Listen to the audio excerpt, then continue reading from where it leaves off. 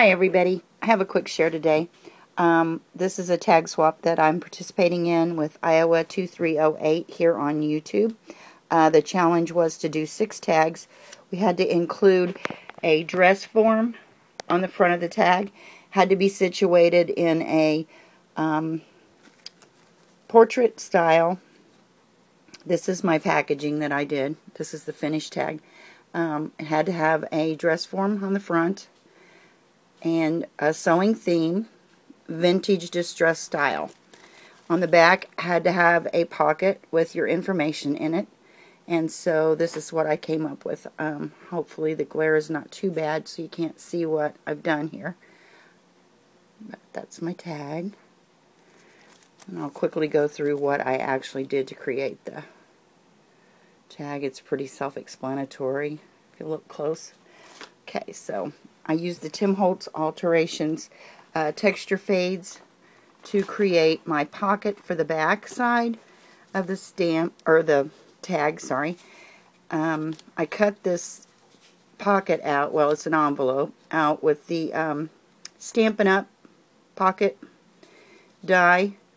I punched a couple of circles. Well, first I stamped them with a Unity stamp set that I have that's a sewing theme stamp, and then I punched those out using a small Fisker's punch.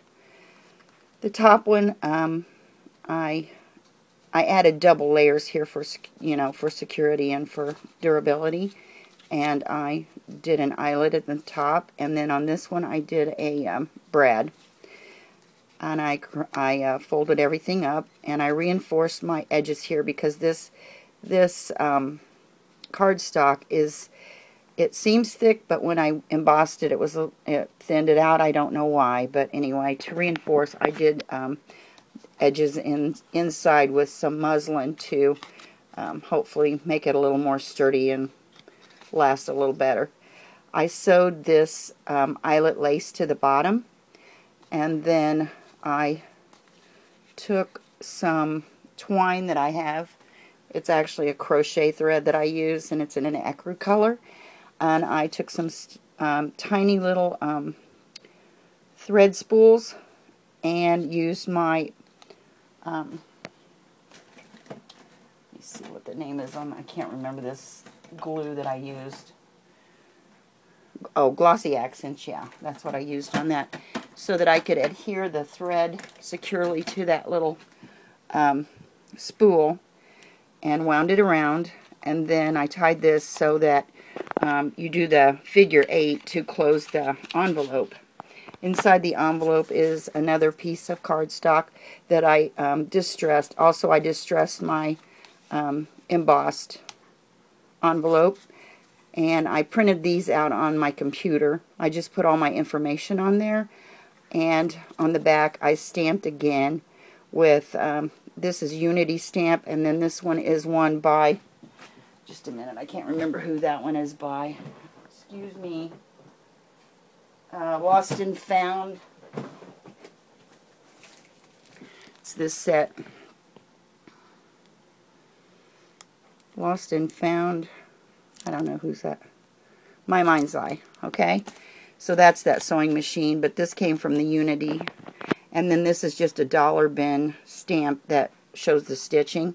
And then I sign my name to the back side of every one of those, and they're inside each of the backs. On the front, this is this Tim Holtz Sizzix die.